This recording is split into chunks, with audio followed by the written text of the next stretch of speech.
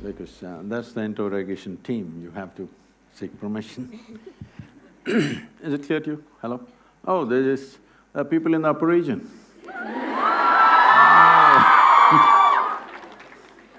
Can we light them up? I just can't see them. If there's no more extra lights, you got to light up yourself. Check. Well, this youth and truth, why this has been on my mind for a long time because it's almost a constant question in the last many years that I've been active. People come to me and say, Sadhguru, where were you when I was 20?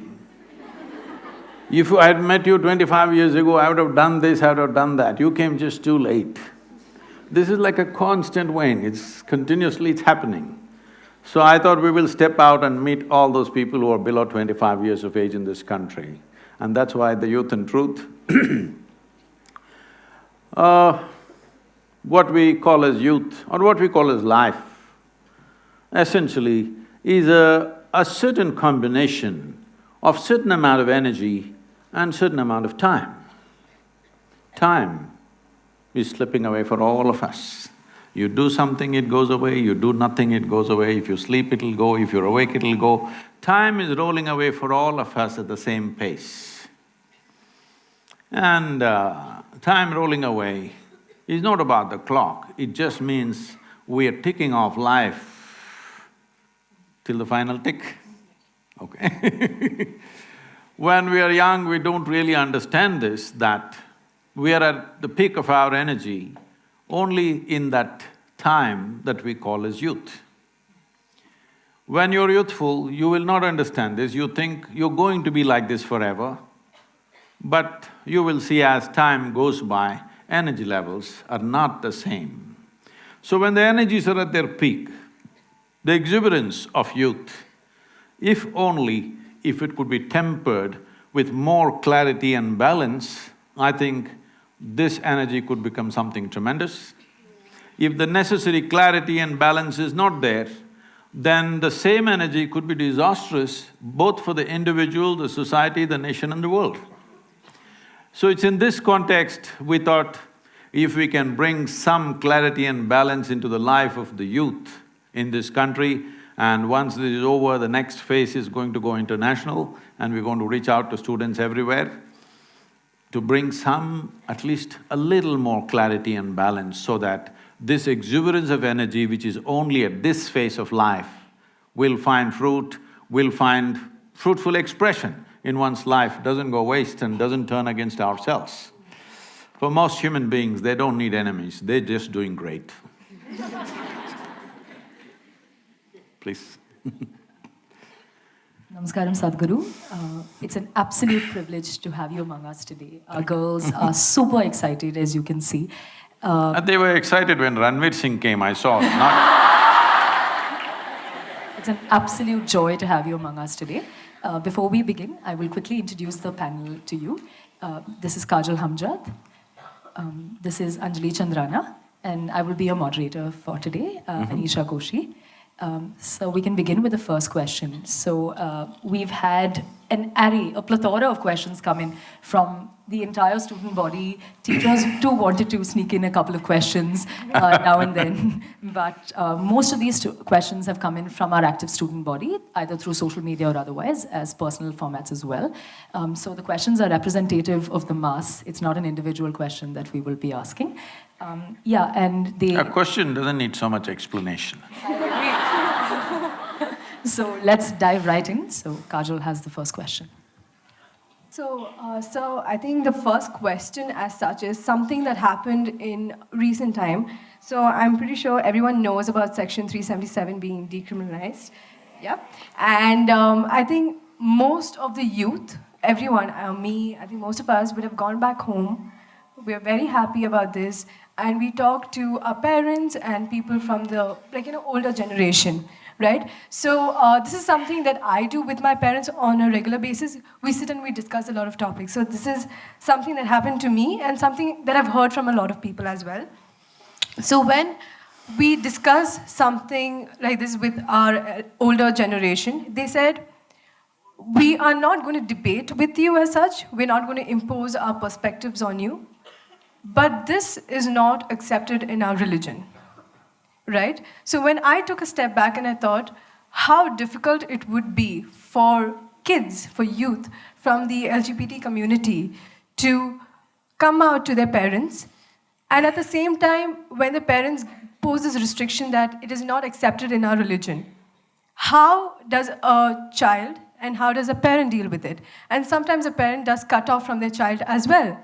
So just want to know your perspective on, the LGBT community or homosexuality as such with religion, and at the same time how a parent and a child should deal with it. Because I think a relationship between a parent and child is so important, right? And to lose something on that lines is not something. Let's see, probably till now, largely in the social space, in the media space, in the social media space, everybody is pitching either for or against. Can we for some time not pitch for or against and simply look at the issue as it is? Can we? Look at me, I'm not a prude, okay? Let that be clear. So, when we say sexuality, let's understand this.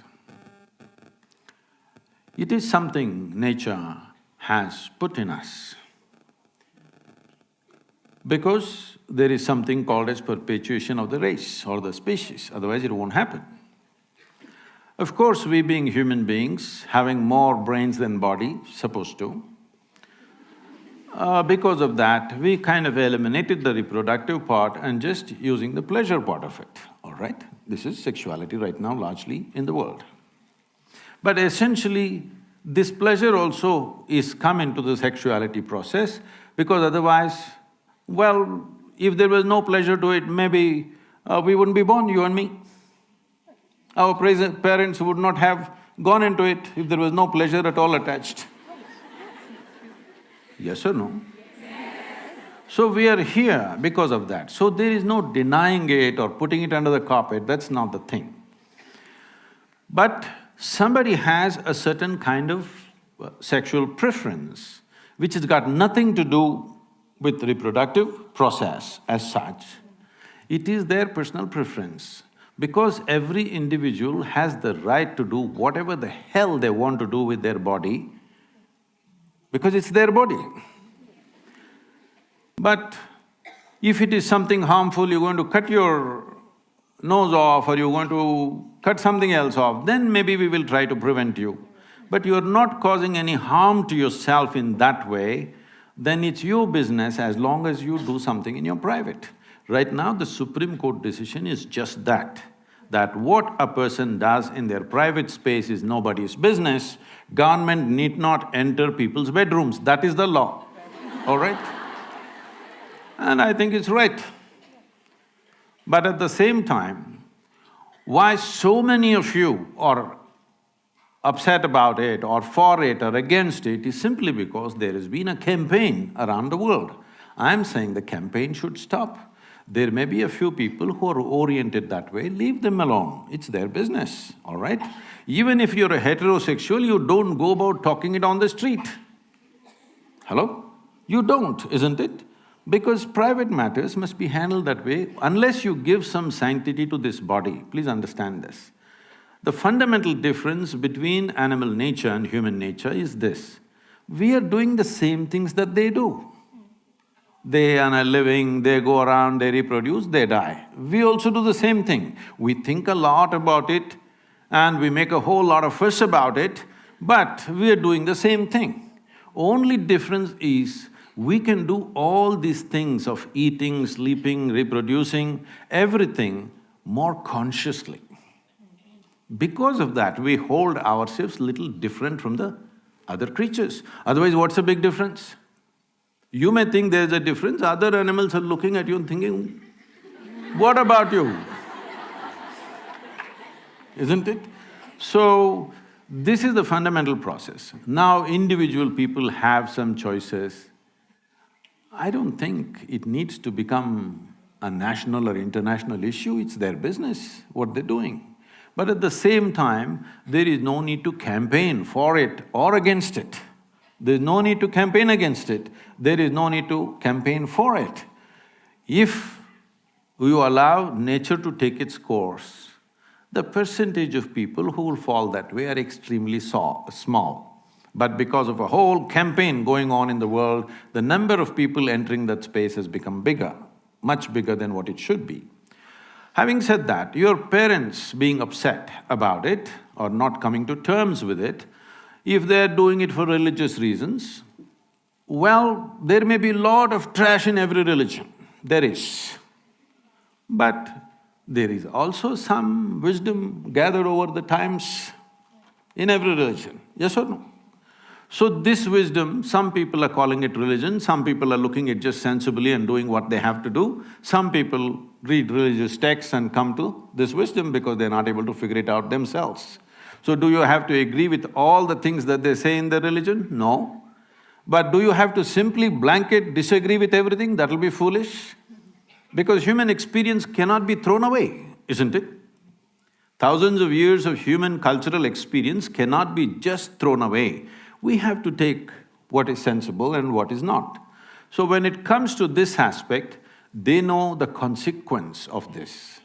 See, when you're at this age, the most attractive word is freedom. Hello? Well, I come from the 60s. You know what 60s? So, freedom is the word. In this… but since then I've looked at human mind in so many ways. The moment you utter the word freedom, people will end up doing freaky things. Because freedom is a consequence. It is not a thing that you do. See, freedom is not an act, freedom is a consequence of how I experience my life. Freedom comes out of a responsible existence. If you think of the consequence without taking care of the process, you will always end up as a disaster. I must tell you this. Well, at least 12 to 15 of close friends that I had when I was growing up, they all died before they're 35. Well, some of them, because we were living on motorcycles, they got killed on the motorcycles, rest drank themselves to death, others drugged themselves to death. At least 12 to 14 people who were very close to me, who were around me, all died before they're 35 because freedom. Do you understand? Freedom was the real thing. They became free and they became free. Death is definitely freedom. So, one thing that young people should learn is, don't utter the word freedom because freedom is a consequence. It's something that you have to earn. It doesn't come as a philosophy. In 60s, we thought it's a philosophy. If you live responsibly, you will see freedom will come. When I say responsibly, not in the sense of civic responsibility, if you retain your ability to respond to life without any prejudice, without any restriction, you will see you will become free. Your ability to respond, if it is unlimited, it is freedom, isn't it? Now, coming to this religious resistance, there's nothing religious about this. Sexuality is a biological process. Yes? The very fact that nature created opposites, it has some intention. Well, some people didn't take to natural ways, it's okay, it's their choice. We don't have to discriminate against them, we don't have to persecute them, we don't have to put them in the prison, definitely it's not necessary. But at the same time, it doesn't need promotion either. Now, when I say freedom and responsibility, this is like this. See, suppose you want flowers in your garden. If you sit in your garden and every day do flower meditation, flowers will not come. If you want flowers, you don't have to even think about flowers. You must think soil, manure, water, sunlight. Soil doesn't feel like a flower, manure doesn't smell like a flower, water doesn't look like a flower, sunlight doesn't feel like a flower. But if you take care of these things, flowers will happen, isn't it? This is the way life works. So, the important thing with our lives is, this is a very westernized approach, that we are looking at the goal. We want the product, we don't want the process. No, if you're devoted to the process, if you're truly devoted to the process that you're doing right now, you will naturally do your best. Everything that you have, result will come or no? Result will come or no? It'll come. Just because you sit here and desire the result, it's not going to come. You will only have plastic flowers in your head. Flowers will not grow in your garden. So, this is a time of life. I'm surprised, like it's not just you, just about anywhere I go, young people are asking only this question. What this means is, they are trying to live too early. See, this is a time to grow, this is a time to enhance yourself, because your ability to enhance yourself and grow will not be the same after 10 years, believe me. Your ability to learn will not be the same. Your ability to grow physically, emotionally, intellectually and in consciousness will not be the same after 10 to 15 years' time. So this is a time to grow. When it's time to grow, if you try to live too much, some life you want to taste, but if you try to live too much, you will see your growth will be impeded and your life will be stunted in so many different ways. So it's very important young people focus on growth, because we are seeing this, like I've traveled across the United States, many of these universities. It brings tears to me when I see how it is. I'm glad, at least in India, most of the students are sober in the daytime. Really, I'm telling you, in top universities, daytime they're all gone. So we're becoming slaves of commerce. Because people have intentions to do their own thing, they're just enslaving the people, young people, because they want to sell their brand. Because it seems early age, if you get used to a certain kind of beer, that's what you're going to drink for the rest of your life. Yes, they have done research on this, universities have done researches on this, and they're supplying free beer in the school. Tell me, does it take a genius to understand this, that if I open a book which is of some complexity and I want to grasp this, if I'm intoxicated, can I grasp it? Hello? Does it take a genius to understand this, I'm asking? So, you don't have to… when your parents say something, they may refer to their religion because they think it's an authority. You take away the authority, just listen to the words. If it makes sense, do it. If it doesn't make sense, tell them politely, that's not the way it is with me, all right? All right, the next question that's come in from the students is internal and external validation. So let's take a decade back. The word peer pressure was the next big thing. Everyone said you shouldn't succumb to peer pressure, you shouldn't listen to what your peers have to say, they're probably ill-intentioned and ill-mannered. But we've reached a point where our peers don't have to say that to us anymore. It's internal validation. We do things to validate ourselves. And that's in some form or the other, way more dangerous than a peer telling us, because we can stop them. The voices in our head, we can't. So how do we sort of cope with internal validation? I think or the necessity for internal validation? I already said that most people don't need enemies. They're just doing great by themselves. Now, see, when you say you're a human being, also connected with the previous question also, because you're still not fully settled. When you say, I'm a human being, you have a body, you have an intellect, a bunch of thoughts and certain penetration of intellect, you have emotions, and you have a consciousness behind this. Suppose we were some other creature, let's say we were buffaloes, then body would be the most dominant thing in our life. Biology and body is the dominant thing. Mind, intellect, not that it doesn't have, it has its own mind, but small. Emotions it has, but still not as big as the body. Consciousness it is not truly aware of. So essentially, body is the front end of a buffalo.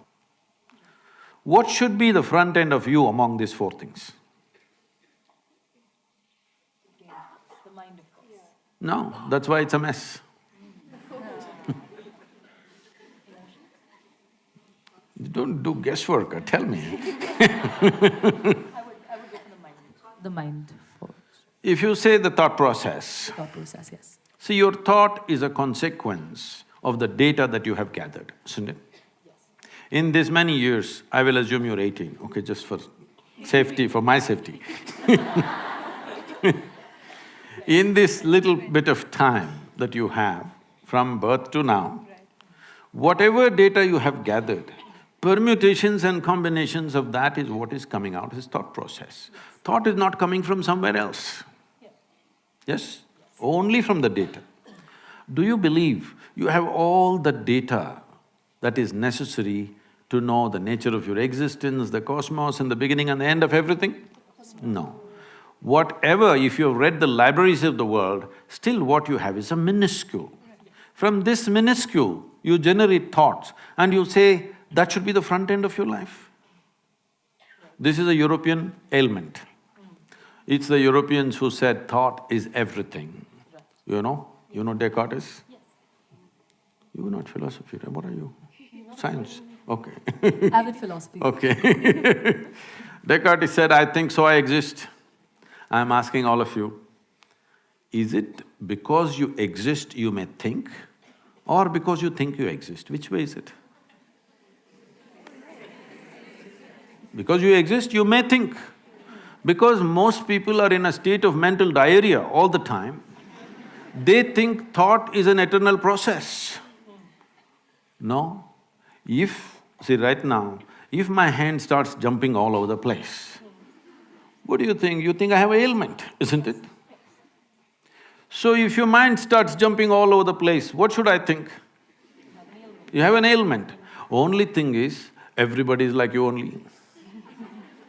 That's how everybody is, so it looks like normal. That's how it is in an asylum.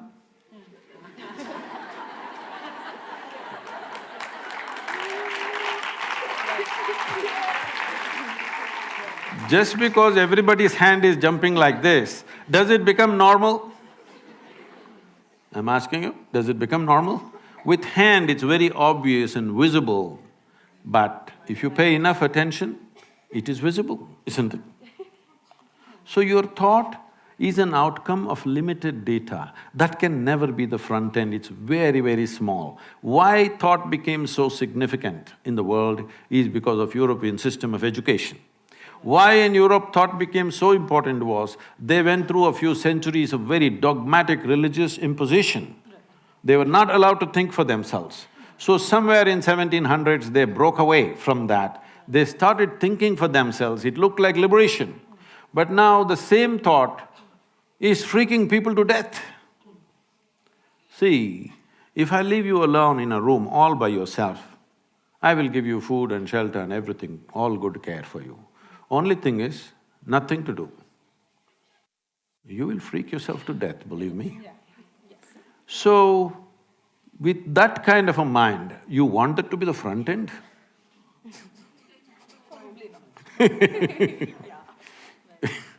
So, thought is a very, very limited thing. In the yogic culture, there is no significance to thought. We don't care what you think and feel. That may sound a little abrasive, but why I'm saying this is because we know what you can think and feel. It does not mean you are ever exploring anything new with your thought. You are only recycling the old data bin that you have. Endless recycling of what you already have. Nothing new will ever happen. This is why societies are going on talking the same rubbish forever, centuries after centuries, they're discussing the same damn thing, we still can't figure out. Well, the most fundamental thing, the biology, sexuality, we can't figure it out after millions of years of existence because thought-based. If you pay attention, simply you know what it is. You don't have to think about it. Only because we're thinking about it, it's getting all distorted in the mind. Otherwise, biology is quite clear-cut. There is no need to exaggerate it, nor to… Yes, there is no need to play it up or play it down, it is there to the extent it is there. In different creatures, it's at different levels. In different human beings also at different levels, you just do it, leave it at that level. It's just one more aspect. It's a physical platform for our existence, biology, isn't it? Now, you must decide what should be your front end. You must decide. I will… So, pretty… See, it's not me who's dodging the questions, okay? To be honest, I think it's still unclear to me, to be very honest. But I think the tangent that we will have to discover will No, come there in is no time. tangent. I'm just asking you, is it true these four dimensions are there to you? Yes, very much. What should be the leading edge? That's all I'm asking. What is the tangent about it? I still stand by thought for some reason. I'm probably terribly wrong, and I will probably discover No, it in no. time. Is it true your thought is coming from limited data? True, yes. So, if you're coming from limited data, is it true that you can never ever explore anything new? You can always widen your data. You can always go out there and learn and study. That is That's experience. See, correct, please yes. understand, life is happening in three fundamental dimensions. Why in this culture, all this Trishula, Trikala, Trinetra, all this three is, because essentially your life is happening like this. There is memory of the past, there is experience of the now, and there is imagination of the future. These are the only ways life is happening. But people can sit here right now and suffer what happened 10 years ago. Yes. You can, you also can. And people can suffer what may happen day after tomorrow already. Yes, exactly. So if you're suffering what happened 10 years ago or 10 days ago, what happened 10 years ago, does it exist right now? No. So you're suffering that which does not exist. Please, psychologist, please tell me, if somebody is suffering that which does not exist, what's the terminology for them? Like, you tell me. No, I'm only asking for technical terminology. If someone is suffering that which does not exist here, what is the term, psychiatric term?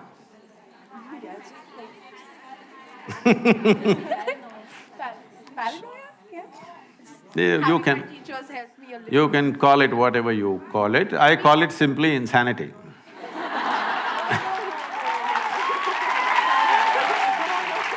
No, that is a very strong word because it will not help your practice if you call people that. But the fact is, if I am suffering something which is not here, it amounts to insanity or no? Yes. So if I am suffering what happened yesterday or what may happen day after tomorrow, I am suffering something which does not exist, isn't it? So essentially, there is… in this form of education, you have done no work as to how to manage the intellectual process. No work, simply it's going mad all the time. You don't know what is memory, what is experience, what is imagination, it's all mixed up. In this state, this intellect is not a possibility, it is only trouble. I must tell you this, 4 months ago, I think 4.5 months ago, a television anchor in Andhra Pradesh, a 34-year-old woman, she jumped off the 5th floor and killed herself. She left a note saying, nobody is responsible for my death, my brain is my enemy. Can you beat this? Well, she articulated it, but that's the truth with a whole lot of people, 90% of humanity. Their brain is their enemy. They don't need any external enemy. If they sit in one place, they poke themselves. So she killed herself, and this, I don't know if you saw this handwritten thing went all over on the televisions and everything. Well, this brain is the most bloody precious thing that you have. It took millions of years to manufacture this brain of evolution. And today, it's become your enemy. Obviously, there is no stabilizing factor inside. When we say stabilizing factor, we are not talking about taking tranquilizers or having a glass of something to become stable. There is a dimension beyond all this. It is on the platform of this life, we have slowly built this body, we built this mind, we built these emotions, isn't it? Isn't there no concern about that platform that you call as life? If we just attend to that, all these questions will just vanish. People were asking me when I was at the Anna University day before yesterday, Sadhguru, how come you can answer every question? I said, because till now, nobody asked me a question that I myself did not ask to myself and to everybody around me. I had a billion questions, nobody answered. Then I realized the questions are all coming from a wrong perspective. Because there is no profound experience of life on the surface with information that I have, I am manufacturing questions and questions hung like a dark cloud around me when I was young. So I said, till now nobody has asked a question that I myself did not raise. But why? If I raise the question, the next generation is raising the same damn question, that means we are not learning a thing from each other, isn't it? With all due respect, speaking of mental diarrhea and data bin, I'd like to talk about the education system and sorry. So, as students, at this point, I know this has been through ages and like all students feel a certain way about the education system, but there's a certain amount of anxiety that exists within us because we learn great things here. Okay, It's good for your future practice if everybody's anxious. That's there. That's there. Psychology helps. Yes. So we feel trapped because all the learning that we do here is beautiful. Like we sit, we attend classes, and it's really nice. But the concept of one standardized way of evaluating all students is something that seems really unfair in a certain way, and it sort of pulls us down because not everybody learns a certain way, not everybody has to be evaluated a certain way, but the system should work. So there's not this one solution to it. You just can't go, okay, you do this and then everything is fine. The students are happy and the teachers are happy. There's no one direct way to it. So how do you sort of approach this system that is trapping the creative minds of young, nice, sweet students? That's sweet you added to describe yourself. See, right now I'm involved in writing an education policy for the country. We are working on it. It may take another year and a half before we really come up with this. Because I live my life out of my experience. And my experience of education was just ridiculous. The sisters… No, I'm acknowledging them because I am also a Carmelite.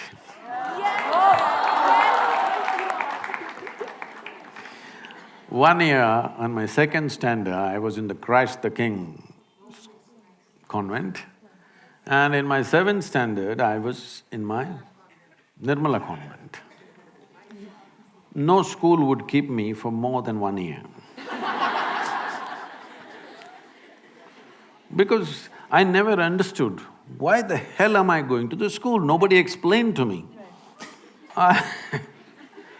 It's very… please, whatever I say, please, I want you to listen to this carefully because it could be misunderstood completely because when I was 4.5 years of age, one thing struck me that suddenly I did not know anything. I do not know anything means I do not know anything at all. If somebody gives me a glass of water, I do not know what is water. Well, I know I can drink it, I can use it, I know how to use it, but I don't know what it is. So I keep staring at the water for hours on end. Well, actually the fact is, even today you don't know what is water, if you really look at it. We know how to use it, we know how to destroy it, but we don't know what it is really. With all this scientific exploration, we do not know one single atom in its entirety. We know how to break it, fuse it, make a bomb out of it, all these things we know, but we don't know what it is. So if I found a blade of grass, I'm just staring at it for hours. If I sit up in the night in the bed, I'm simply staring in the darkness.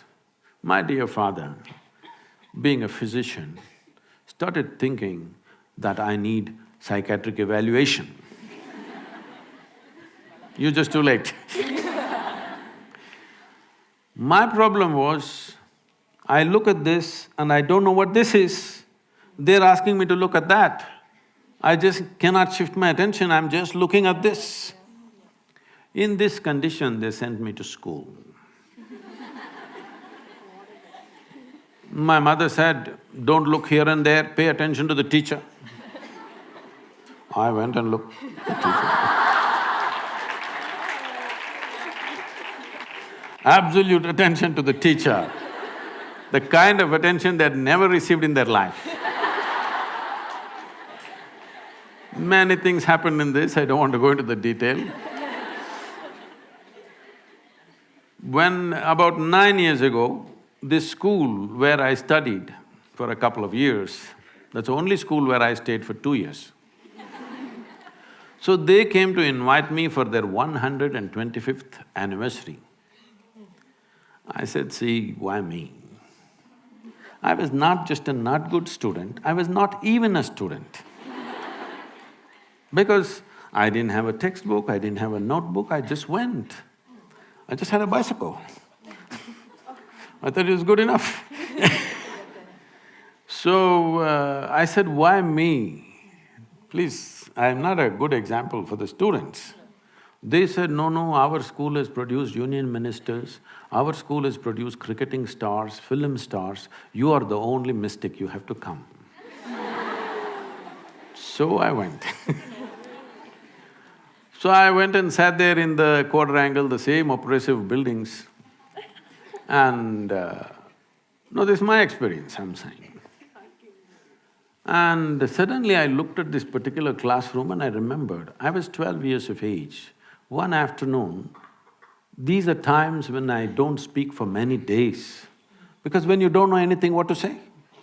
I'm still trying to drink in the creation around me, I'm paying attention to the leaf, to the… everything. Man, woman, child, animal, plant, anything. I'm just paying attention to everything, I still not figured out a thing. So there's nothing much to say, so I don't speak. So at one point, my father put me through speech and hearing test, thinking I cannot speak. This is the problem of a physician. Then that afternoon, the teacher is trying to get some response from me. After about 35–40 minutes, I'm just looking at him. I don't even hear what he's saying. I know this man's past, present and future, but I don't hear the question. After 35–40 minutes, he got so frustrated and angry with me. He came and held me by the shoulder, shook me like this violently and said, you must either be the divine or the devil. I think you're the later. I didn't feel insulted or abused, I just thought about this. Because till then, I did not know what is this, what is this, what is that, what is that. Everything is a question mark, the entire universe. But I knew one thing, this is me. This guy confused me about that also. I just looked like this. Is this divine, is this devil? What the hell is this? I tried to stare, it didn't work, then I started closing my eyes and sitting. This is how my journey started, because I am trying to figure out what the hell is this, because till now I had one assurance, this is me. Suddenly he confused me about this also. Why I'm telling you this is,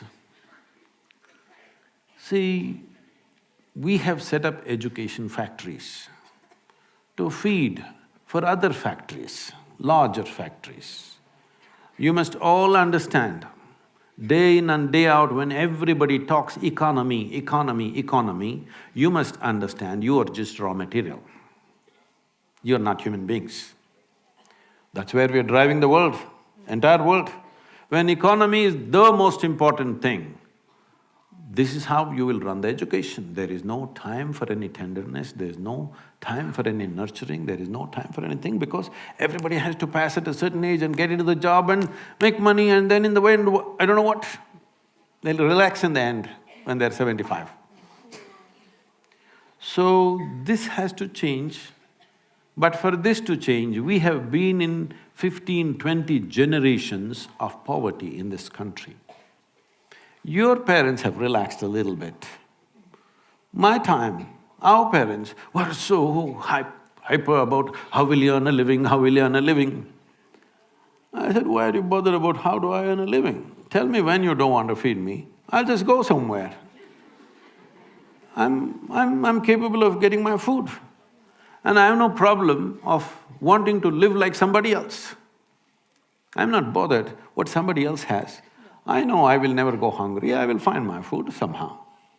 I went into the jungle and stayed for 3 weeks by myself, and I managed to survive off the jungle. So I knew if nothing works, I'll go into Western Ghats. So why I'm saying this is, we become too overly concerned about survival process. For the society to relax a little bit, I think economic development is needed. See, these two things are like this.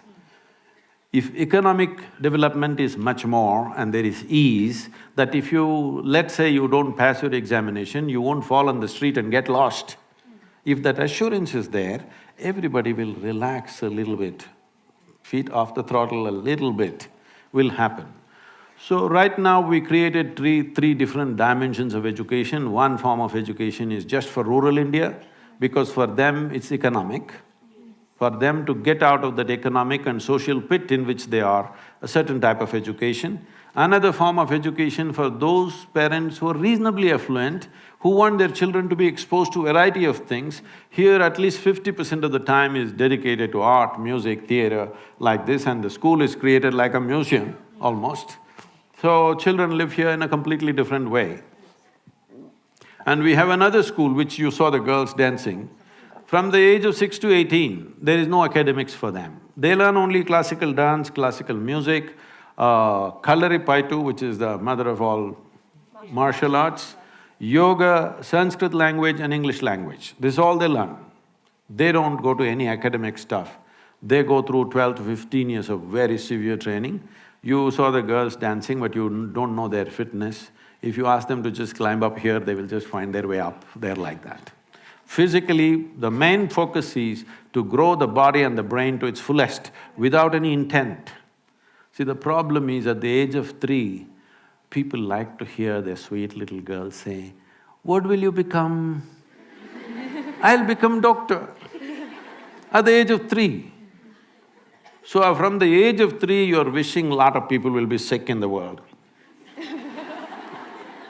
I'm saying it's a completely wrong way of nurturing. Raising children or bringing up human beings is like raising a garden. It's not a factory. In one extruder, everybody goes, but that's not going to change in a hurry. So you need to learn how to make the factory feel like a garden a little bit, because in your time, it's not going to change. By the time you get out of education, it will… if we start the process now and invest heavily, it may change slowly in the next 20, 25 years, that's how it is. Because changing the education system, in thought we can change it, on paper we can change it. Putting it down there, training the necessary people, creating the infrastructure, this is not going to happen. And also we need to reduce our population a little bit. Otherwise, it's very difficult to provide good education for everybody. So there is, since we're talking about education and the Indian education system. Are the as people such- in the upper region still awake and on? Quiet there, so… Okay, since we're talking about the Indian education system, one of the main questions that actually came to us, was is attendance, is education all about attendance? Because somewhere, yeah, they're awake now. Somewhere, no one wakes up in the morning to say, oh, I'm going to learn something new today.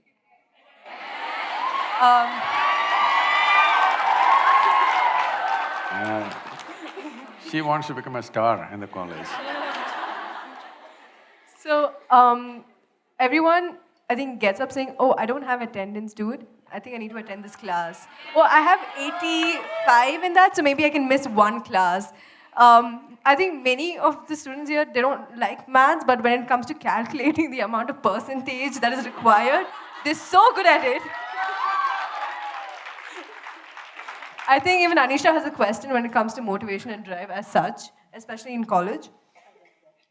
Yeah. So my main question is, how do we shift that into more of a learning objective than making attendance so dominant in this education system? I don't want to share my experience of attendance. What happens with the student body at large is the drive to learn or the drive to acquire knowledge has died down somewhere. So I think this is a question from the student government itself, because we as an organization, as an institution, I think… You're trying to win the next election also. Won it already. So what happens with a lot of the students in college is we provide them with all of the avenues that they possibly could ask for. The best associations, the best teachers, the best outlook, the best reach, opportunity, name it, and we've given it at some level. But the drive to get them to actually do it, or the drive to get ourselves to actually pick ourselves by the feet and say, this is what I want to do, I want to make use the whole potential of what I've been given. How do we accomplish that? Because I think there's a stage of stagnation. We hit a plateau by third year and we've declined. So how to overcome that stagnation? See, as you have been pointing out, as students everywhere, and it's not that teachers and establishment doesn't know about it, they also know. One thing is the massive size of the student body. It's not a small number to experiment and change this and that, it's massive. And if you make any changes, the loopholes that arise in the new system, everybody will exploit the loophole. So, people are averse to change because of this, which is not the right way to approach. But the pressures of running an educational institution, I also know how it is. Talking about attendance, see, I raise my girl with very little interference with what she's doing. So she traveled with me. I was traveling across India, driving myself all the time. So she started traveling with me when she was 3.5 months of age. I just held her down in the front seat, strapped, and drove. Always my right leg is heavy, you know. So she grew up like this in various homes and her exposure to people was tremendous. By the time she's 18 months of age, she's fluently speaking 3 languages. But I made it very clear to everybody, nobody will teach her anything. Do not teach her ABC, Mary had a little lamb. I don't care whether Mary had a lamb or not.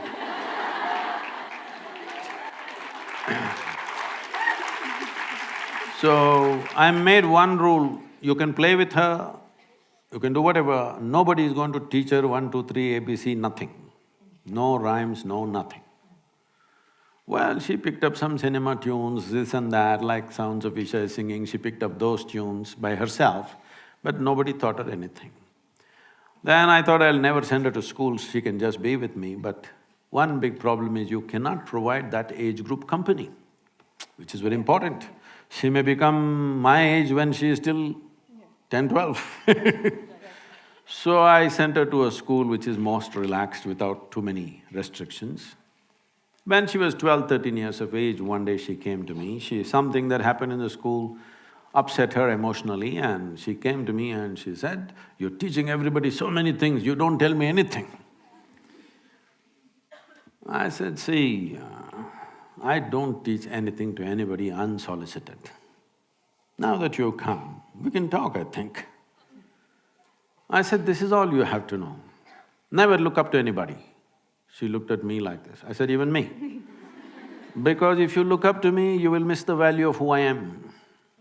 Maybe you'll hang me on the wall and nail me to the wall and smoke me out of your house with incense. But you will miss the value of who I am. You have to look at me for who I am. So don't look up to anybody. Don't look down on anybody. This is all. Just think through this. Because all human beings have fixed it. Something is good, something is bad, something is high, something is low, something is superior, something is inferior. In this state, there's no education, if you ask me.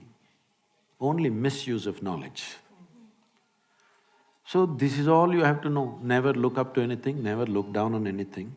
You will become absolutely present and very human. Full-fledged human.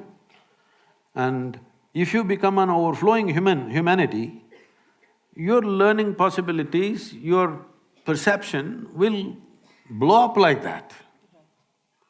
That's what we need to do, but how to do it, they were telling me in these premises there are 10,000 girls. How to do it with 10,000 girls? It's tough. Okay, we will limit it to only 2,000 girls, then there will be strike outside on the street. Why are you not giving us admission? So this is a situation which can't be just fixed simply because somebody changed their mind, you can't fix it. There is a very complex reality there. So for yourself, we can do this, maybe, I don't know, from the student union or from the teacher's side. If we can identify responsible students, responsible need not necessarily mean obedient. Responsible need not necessarily mean they're getting 98 marks in where they should only get 60. So, responsible is different. All I'm saying is, if all of you girls assure the management that our time in the college don't compel us to just necessarily sit in the class, but these 7 or 8 hours we are here, we will stay focused on something. We will not sit here and there gossiping, we'll focus on something. If education is a focused time, it doesn't matter what you focus on. Who knows, you may be science, suddenly you may become a better psychiatrist than her, psychologist than her, or she may be psychology, she may just pick up something else.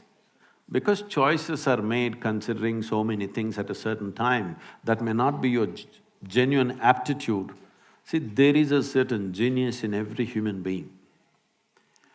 Home situation and school situation must fundamentally focus on how to unfold that genius. Unless you create that atmosphere of incubation, it will not flower. Believe me, 99% of the human beings on this planet live and die without ever touching the inner genius that they hold within themselves. It is not just about them, what a loss to humanity. This is why the same stupid things are being debated for thousands of years, because human genius doesn't open, bunch of idiots. Yes, talking the same damn things forever as if it's something else. What every other creature with a millionth of your brain knows, human being is struggling to figure out. What a grasshopper knows, you're struggling to figure it out. This is not fair. Hello? This is not fair to humanity. I want a higher opinion. Hello, all of you. So another topic that is like very sensitive, but it's not talked about as much, is casual relationships that exist in this nice age group that we're in. So, yeah, I'm just going to say good things about us.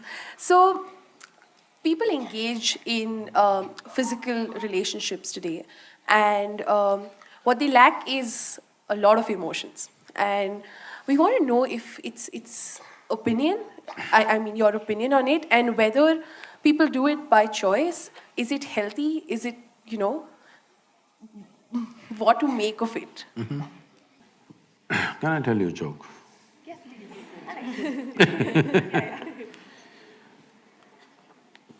There was one Mrs. Bhatia. No Bhatias? I could change the name.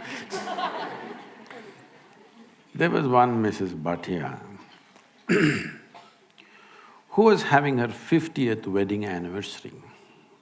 They had a wedding anniversary, and the next day she filed for divorce. The judge saw the divorce petition. He was also a good family friend. So he called her and he said, "Why you want to divorce your husband? He's such a sweet little thing. Why do you want to divorce him? On what grounds you want to divorce him?" She said, "He's not been faithful to me. He's been cheating me." How do you come to this conclusion? Just yesterday you had your 50th wedding anniversary, you were fine yesterday, how do you conclude this? I got little nostalgic and started flipping through the photo album. Then I saw none of my 5 children resemble him.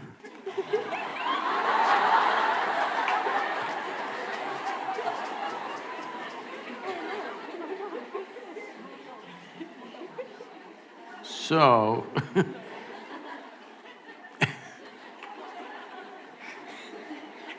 so right now,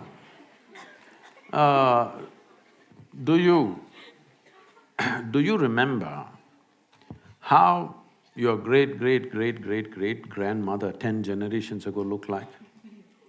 You don't. But her nose is sitting on your face right now. Your body remembers, yes or no? Your body remembers even the skin tone of your forefathers 1,000,000 years ago, it still remembers, not forgotten. So what you're calling as my body is an enormous amount of memory, isn't it? What you carry in your brain as memory is minuscule. What you carry in your body, there is evolutionary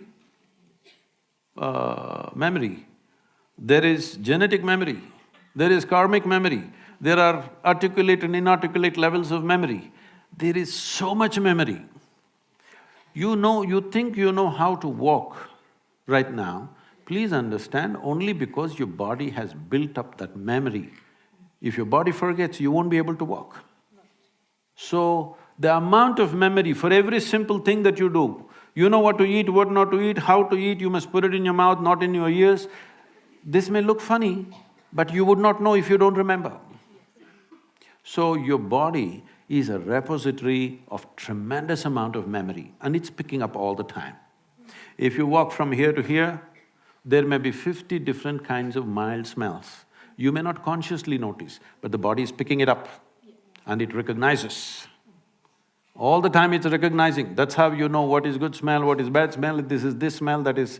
You recognize the different aspects of sound, smell, this, that, because constant recognition is happening. So this body memory, traditionally in this culture, we call this as runanubandha. That means physical memory that you build. You can either consciously build your physical memory or you can simply take in wild amounts of memory and go through lots of physical confusion. So wherever there is impact, I don't know if you still have these things, maybe in your generation is gone, but still there will be people in Bangalore city. If you ask them to… if you try to give them salt, they won't take it, they'll say, keep it there. If you try to give them sesame seeds, they will say, please keep it there. Because they have recognized many substances which can easily carry your memory and it will become mine if I take it. So I don't want to take in memory. This is the reason why generally in this culture, touching each other, shaking hands, these things are avoided. We touch our own two hands and do namaskaram because we don't want to go on picking up memory. Because if I as much as touch this memory, it remembers. You try this with 4 of your friends, you touch their hands. Don't try to consciously remember, every day touch their hands, forget about it. Tomorrow, if that person comes and touches you, you know it's this hand, isn't it? So the body remembers, it's not the mind. The physical body remembers, this is called as runanubandha. When there is a sexual interaction or there is any kind of intimacy which involves thought, emotion and body, the amount of memory that is left in your system is very big. It is from this context they said you must keep this as simple as possible. There are other aspects where in certain tantric process and all they're involving, they are preparing themselves for years to distance themselves from the body in such a way that the body doesn't pick up anything from anywhere. This is being done like a sadhana, not as sexual promiscuity. So, the question is not of morality, the question is of what is it that you want to do with yourself in your life. If you want to be in such a way that in your life, your inner intelligence will be the most dominant thing in your life, not your physical body, then you must keep the body's memory as simple as possible. This is why simple types of food, people go into very simple kind of food, not complicated. Even now, I eat 1 meal a day and I eat only 1 item in the meal. I won't eat 10. I may eat all of those things another day, but today I'll eat only 1 item because it makes a huge… Just experiment and see, don't go by what I'm saying. Just experiment and see, especially when your examination time comes, eat simple food and see what a difference it makes for your intelligence, how it functions, how alert you are, everything. So, what is it that you're trying to build yourself to? Do you want to build yourself to be a sexual supernova or… No, I'm saying some people may have that intention, that's up to them. But what is it that you want to do with your life is something that you must decide. If you have decided that, it's very, very important that you don't unconsciously pick up enormous amount of memory because this will lead to… Later on you will see, it'll become very difficult to remain peaceful and joyful in your life, no matter what good things may be happening. Simply because there is confusing memories in the system. When something else of similar nature comes, the body goes into a turmoil of confusion. It may not translate into your mind. Just physically, it will go on. So, it's a choice that one has to make. It's not a question of morality, it is a question of living sensibly.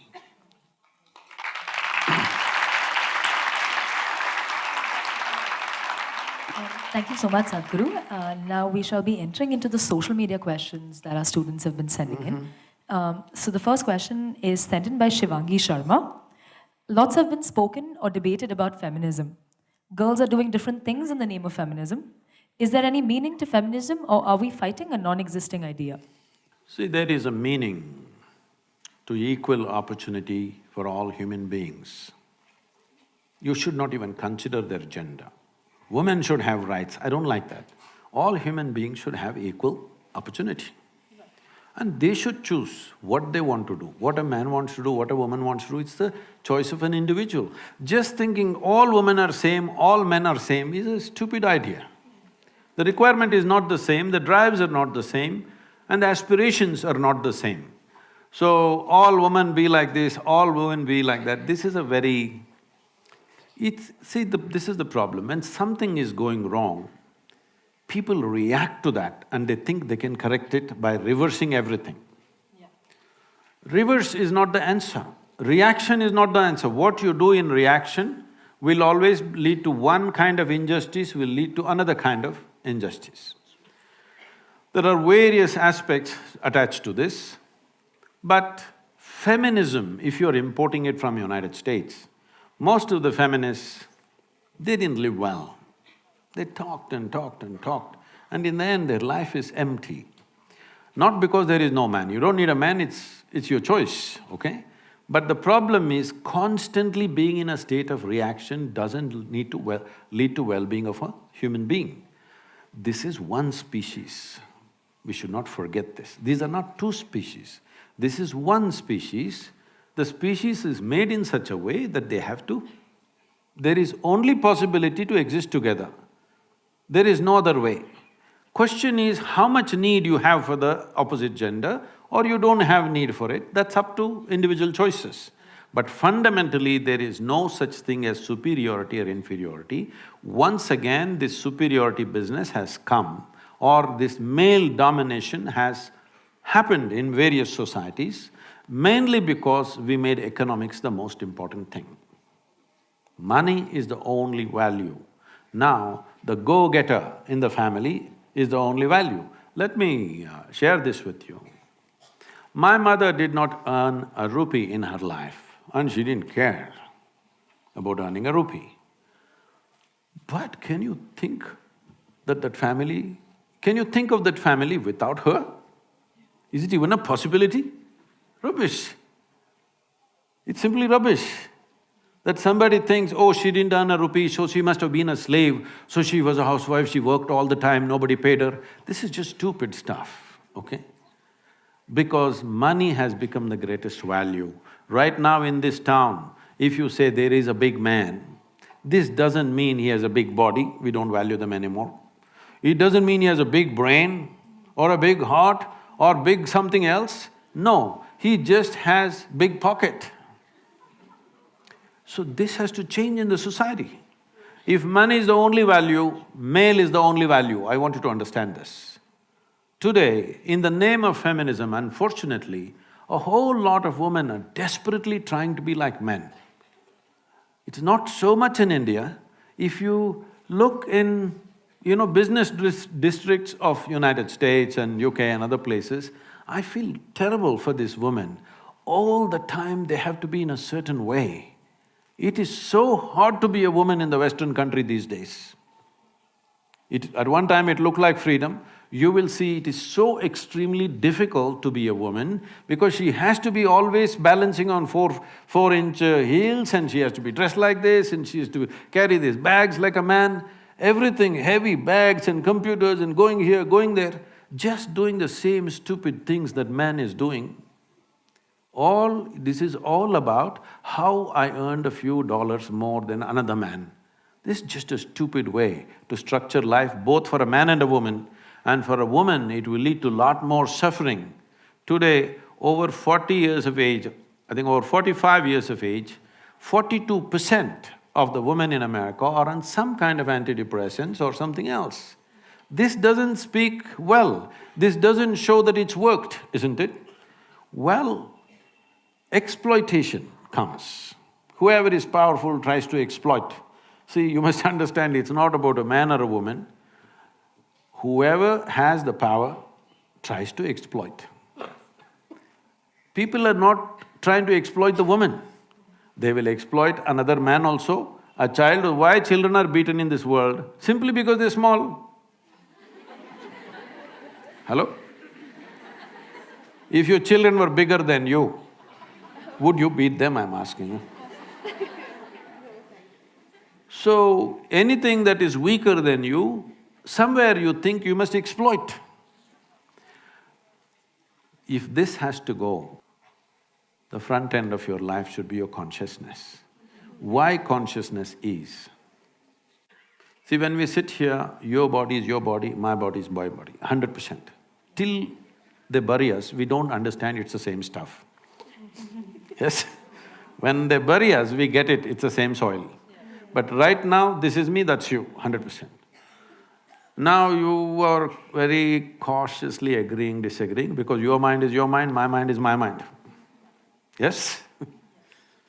But when it comes to life, there is no such thing as your life and my life. There is just life, this is a living cosmos. You captured a little bit of life, I captured a little bit, somebody else captured a little bit. But it's like blowing soap bubbles.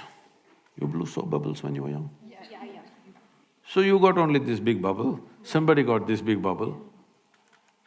Same soap, Everybody has air in the lungs, but one person gets this big bubble, another person gets this big bubble. Why do you think? Certain level of attention, isn't it? In blowing a simple soap bubble, there is a certain methodology and a technique to it. Now you filled up this much, poop, it went. Then you can't say, this is my air. There's no such thing. So similarly, as you sit here, there is your body and my body, your mind and my mind, there's no such thing as your life and my life. If you put that as the front end of your life, all these discriminations, prejudice, nonsense, your body will not work against you and anybody, your mind will not work against you or anybody, your emotions will not work against you or anybody, because it is the identity which decides how your mind functions, isn't it? Right now this feminism is coming from, I am identified as a woman. No, physically you are a woman, it's fine. 50% of the population should be women, always. Always it should be. That is good. But your identity need not be 100%. You are identified as a woman at one level, but your identity need not be 100% with your female body, because this means we are identifying with body parts. If we must identify with body parts, why choose reproductive organs? At least choose the brains. But brain is my enemy.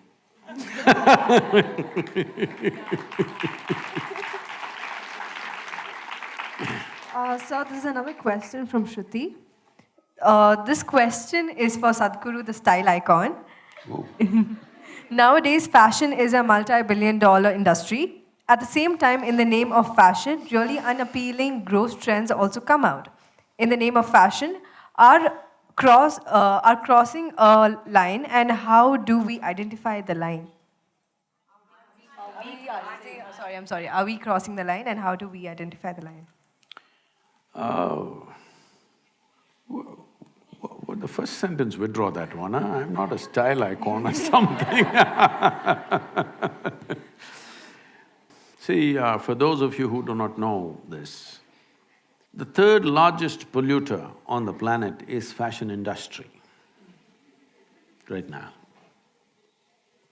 It's estimated across the world, compared to how many clothes, how much clothing our grandparents had, how much clothing we have is on an average 5 times more. All of you seeing that, isn't it? They're saying by 2025, that will double, that means we'll be 10 times more than our grandparents. Out of this, all this cloth that we are wearing, 98% of it is now synthetic fiber, only 2% is natural fiber. Out of this, 95% is polyfiber. Polyfiber has entered our bodies, has entered the plants, has entered the animals, has entered the food chain, water, soil, everything. This is one thing that's gone under the radar. Everybody is trying to shoot at that little plastic bag, which must be done, of course, but the polyfiber cloth is the largest polluter which is going under the radar.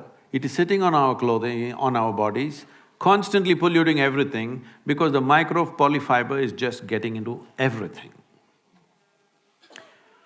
There are no poignant pictures of a turtle being trapped in a plastic bag or something like that, but we are all those turtles stuck in these things. So one of the things that we are doing is, as you know from your history, that India was the greatest supplier of textiles to the rest of the world at one time. 60% of the world's exports was Indian textiles 300 years ago. It was systematically destroyed during the British era. Over 3 to 4 million people died in about 50 years simply because the industry was systematically knocked down. And that's one reason why when the English left, nearly 91 or 92% of the people were in agriculture, because all these weavers went back to agriculture just for sustenance. That is why such small holdings all over the place and agriculture being in such disarray, One reason is because of destruction of handloom industries. To a point where one of the Governor General said, the fields of India are bleached by the bones of the hand weavers in 1860, because millions died. So having said that, we still have the skills. India is poised, if we do the right things, to be able to clothe the world once again in a sensible way, in a natural way. And in the sense, this can be economically fantastic. We could completely stop farmer suicides and the distress of the farmer if part of the agriculture is towards generating natural fiber. We have various natural fibers in this country. Fortunately, I'm seeing the more high-end fashion designers. Recently, I don't know if you saw, we had conversation with Sabyasachi, and people like this are promoting natural fiber. Well, now that you called me a fashion icon, let me admit this. In the month of October, we are having a fashion show in New York City. Woo!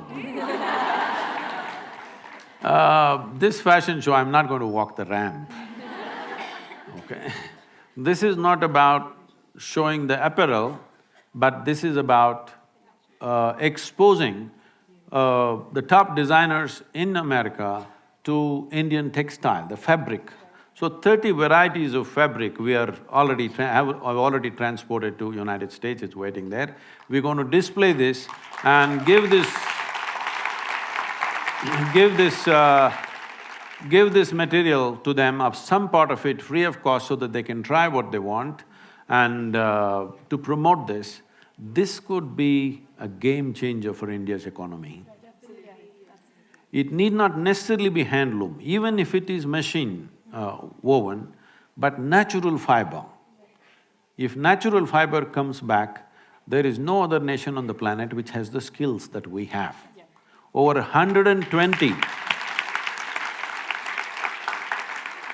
over 120 distinct varieties of weaves we have in this country. Nearly 50 of them will die any time in the next 10 to 15 years, because only one old person, one little couple are doing something, their children have become software engineers. And it will die in the next 10-15 years unless we revive, because we must understand this. I don't know if you've ever been to a handloom weaving thing, have you been there? Yeah. In Bangalore, there's a lot of silk saree weaving, you must go and see. At one time, my father believed that I will go into this because the larger family was involved in silk weaving. So I went there to see, I was just 17, I wanted to see how they do it. I was, cocky and like that.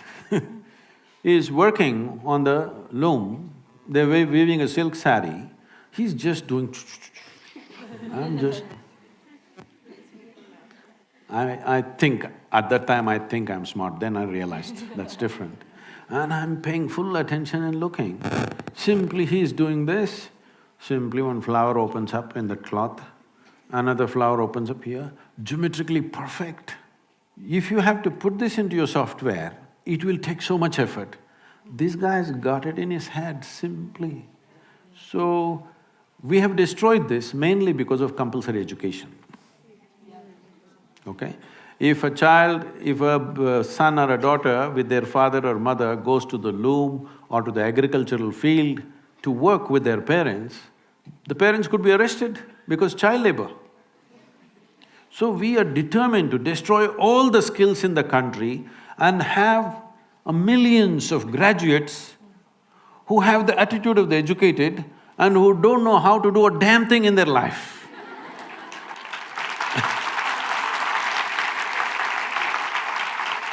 So, we push the education system towards only 50% of the time that you spend in the school should be academics. Rest of the time in villages, agriculture, craft, music, dance, folk arts, many things. For the first time, the central government announced about a month ago, 50% of the time is academics. But to implement that, it'll take…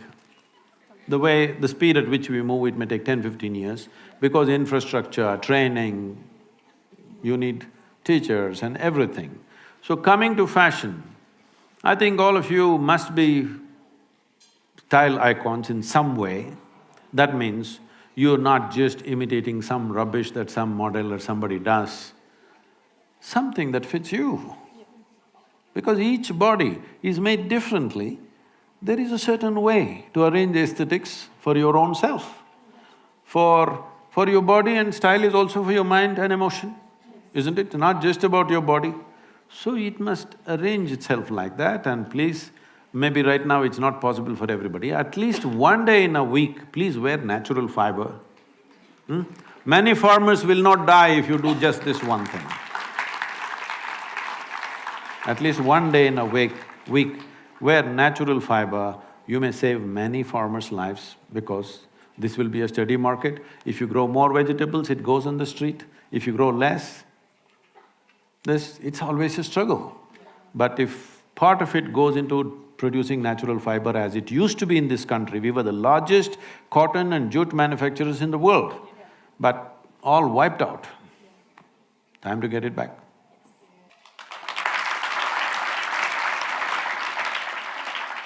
So the next question is from Uma. The question goes, life in cities have become a nightmare for girls. Groping, leering, lewd comments in public transport are a norm that girls have to put up with and unfortunately don't raise their voice against. What to do about such upsetting civilizational evils? It's an unfortunate reality. At that moment, I know what is the reaction and what is it that we feel like doing. That's a different matter. But we must look at the larger picture. Why? Why is such a thing happening? See, this is because we are a society in transition. We have sort of given up our traditional ways of doing things. We have not caught up with another way of doing life totally. We're just hanging in between for too long.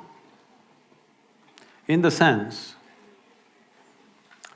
probably 30 to 40% of the young people that you see in the cities are migrants, they've come from elsewhere.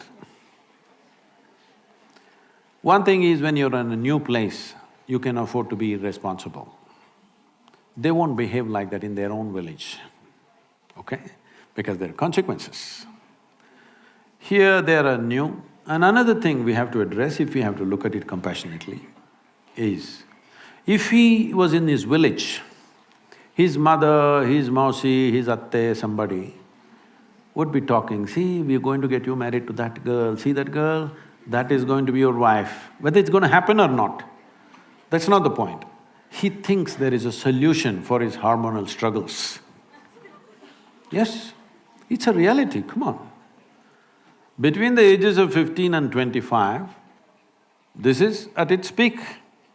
So, even if there is no physical solution, there must be a solution in thought and emotion that he knows that, this year you're going to get married, no, this year the crop is not good, okay, you'll get married next year, they may postpone it 5 years, but he is living in that comfort that there is a solution for him.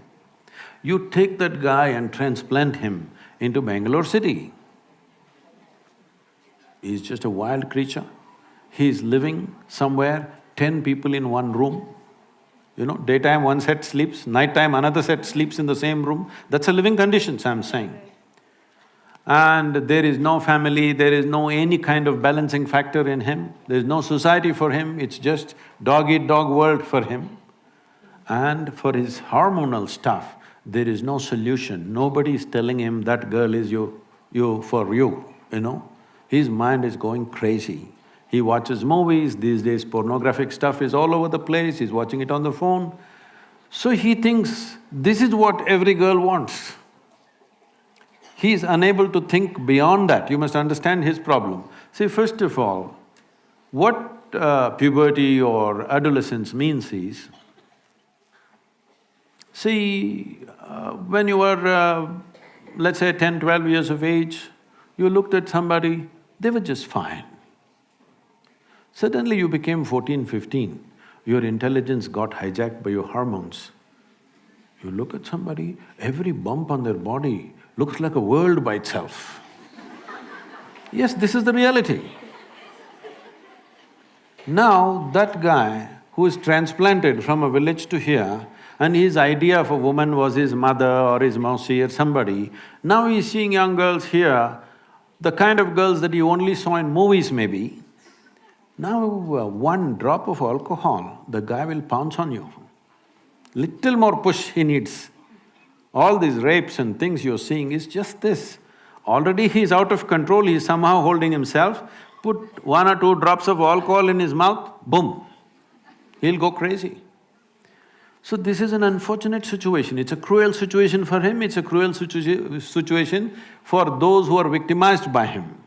But we are a society in transition, it's time we address our issues directly. Don't go on thinking it'll get solved if we close our eyes and sit. It doesn't get solved. So, as a society, we must debate. Are you going to go back to 16 years of age, you can get married? Or are you going to go back to a place where you will discuss and see how to conduct this society? After all, there are young people, they have their needs. How are you going to address this?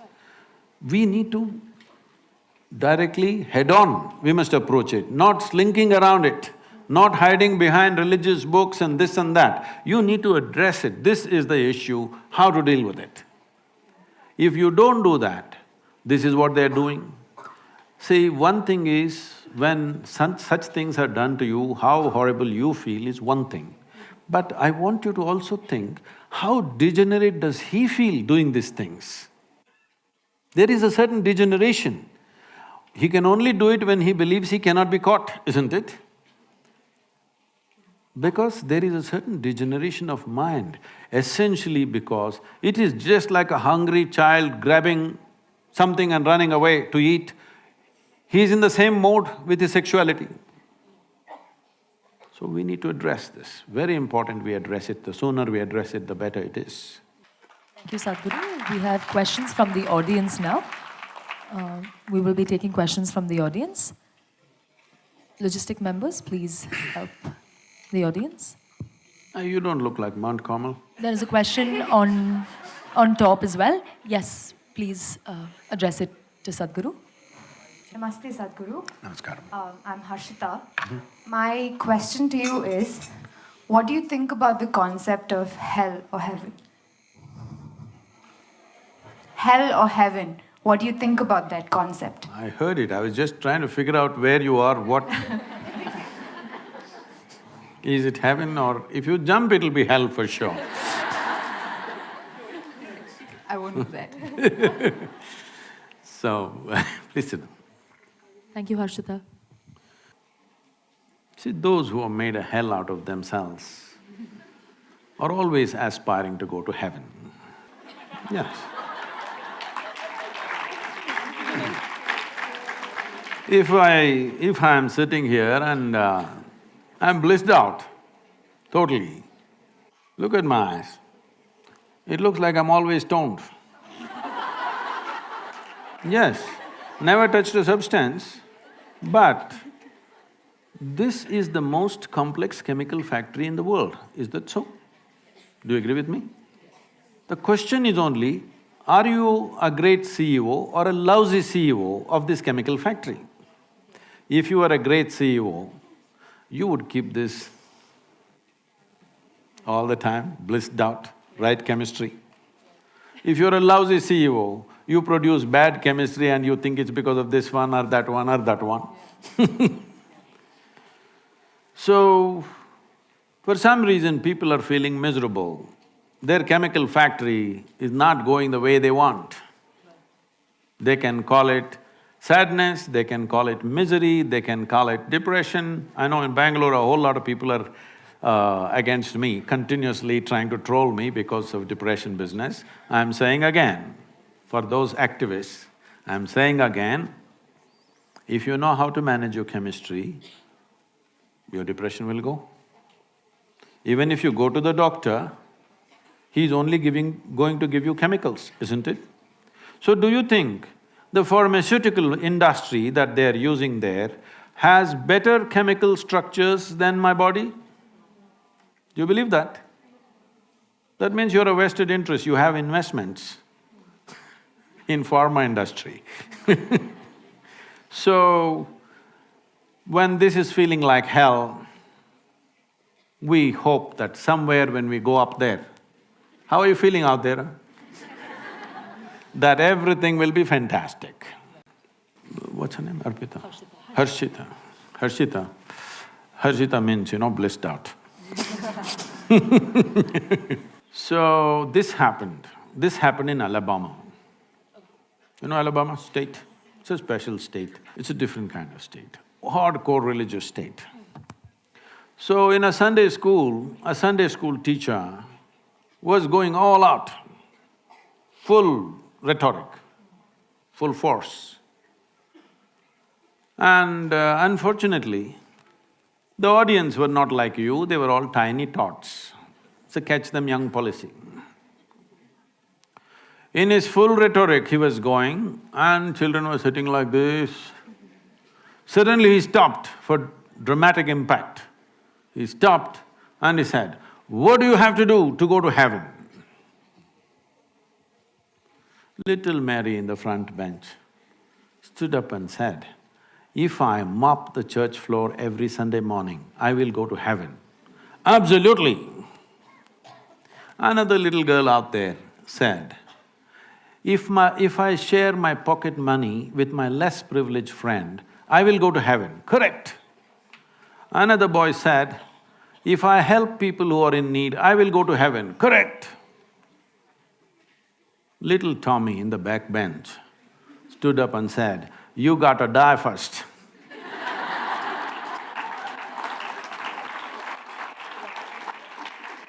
Well, that's a qualification. If you want to go to heaven, you got to die first. So when you die, depending on your culture, we will either bury you or burn you or cut you and throw you to the birds. Yes, one of these things we will do, depending on your culture. So one thing is very clear, you will put your body back into the earth and it's a very eco-friendly thing to do. If you've not done anything in your life eco-friendly, that is one act which will be good. You should not take your body and go. You must put it back into the earth because this belongs to the earth. So you left your body and went to heaven. You know what is in heaven, Harshita? No? You know? Okay, okay. So, what is in heaven? In Hindu heaven, food is very good. If you are a foodie, you must go to Hindu heaven. Nala himself will cook personally for you. He's the greatest chef. If you go to another kind of heaven, white-gowned ladies will float around in the clouds. If you like that kind of ambience, you go there. If you go to another heaven, you will have virgin problems. If that's what you're looking for, you go there. But you went there without the body. What do you do with good food and virgins, I'm asking? Hello? You don't have a body? These are all bodily problems, isn't it? No body, what do you do with food and virgins? In the Hindu way of life, there is a thing, up there in heaven, there is an Akshaya Patra. How much ever you eat, food will always be full. Well, when you go without a body, food will always remain full in the vessel. And they will always remain virgins.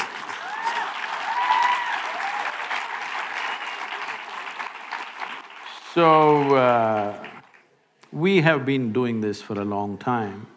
This was one simple way. You must understand the managerial skills of the traditional people. This was a way of managing humanity. You're miserable. You… don't worry, when you go there, everything will be okay. Solace. So if it is a psychologist saying these things, it's okay. But you really made them believe everything is going to be better somewhere, you can mess up your life here, that's not good. Somebody is in deep state of suffering, don't worry, when you go and sit in God's lap, everything will be okay. It's a psychological tool. It's fine when people are in extreme states, but don't brand it and sell it everywhere because it's not going to work like that. So, now heavens are collapsing in people's minds.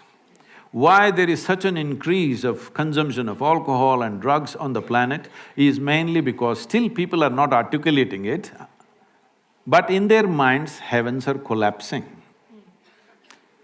How many of you are thinking, one day when I go to heaven, everything will be fantastic? Not many of you, I'm sure. But in the previous generation, if you had looked, the numbers were quite significant. So heavens are obviously collapsing in human mind, because if you ask three questions, all the three heavens will collapse. Yes. So now once human intellect became active, inevitably it'll ask questions. If you ask questions, these things will collapse. So people are trying to have alternatives right here, that they're getting drunk and drugged right here. So this is the moment. All of you young people must understand this. At this point of time, if we don't raise human consciousness in a big way, if you don't teach people how to sit here absolutely blissed out by your own nature, believe me, in another 50 to 70 years' time, at least 90% of the human population will be on some kind of chemical. To be healthy, they need chemicals. To be peaceful, they need chemicals. To be joyful, they need chemicals. For everything, they need chemicals. I want you to know this, 70% of US population is on prescription medication. The most affluent nation on the planet. Why does individuals and societies seek affluence? Because the first step of affluence is choice of food, choice of nourishment. The second step of affluence is choice of lifestyles. The most incredible variety of food is in front of you and enormous lifestyle choices are there, and in this society, 70% of the people are on pharmaceutical, prescription medication. This clearly shows if you do economic development without also cultivating human consciousness, our wealth will become our biggest problem. So we are still on the threshold of economic development. This is the time where we have to invest in evolving human consciousness. For all this previous question, the problems that you asked and everything, fundamentally evolution of human societies need to happen. But there is no such thing as a society, there's just you and me. It's only individual people. If you and me evolve, society has evolved, world has evolved, isn't it? Society is only abstract, it is actually all of us individuals, isn't it? So if individual evolution in terms of becoming conscious doesn't happen, you will see 90% of the population will fall into chemicals. When they fall into chemicals, I'm not talking about this as a moral thing. If 90% of the human population goes on constant usage of chemicals, the next generation that we produce will be a generation which will be much less than who we are. And that's a crime against humanity. Every generation, the next generation that comes, must be at least one notch better than who we are. If we produce a generation less than us, then we have committed a crime against humanity, we have taken humanity backwards. And that is what will happen if chemical usage multiplies and it is going wild. This is the time to raise consciousness, that's why we are here with you. To blow your mind without cocaine. I think Anjali has a follow-up question to that, so post her question, we will continue taking questions from the audience.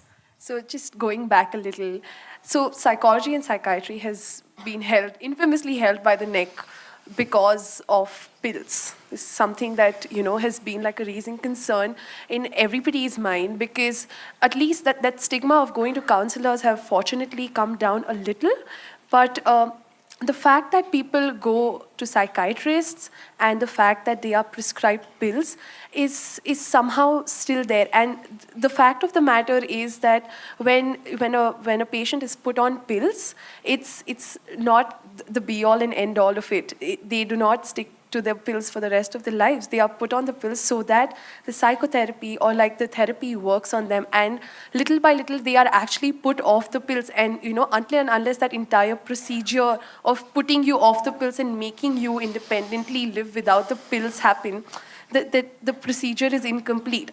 Unfortunately, a lot of these procedures are, left halfway because, people do not complete the term of, their therapy. But the entire science... You're telling me, I'm not rubbishing the science. I did not rubbish the science. I only said somewhere in a quote, not even a saying, somewhere past quote that was put out, I said, if things are going wrong with your life, it's bad enough. If you get depressed, you're only multiplying the problem. For this, the activists have been… You also? You also?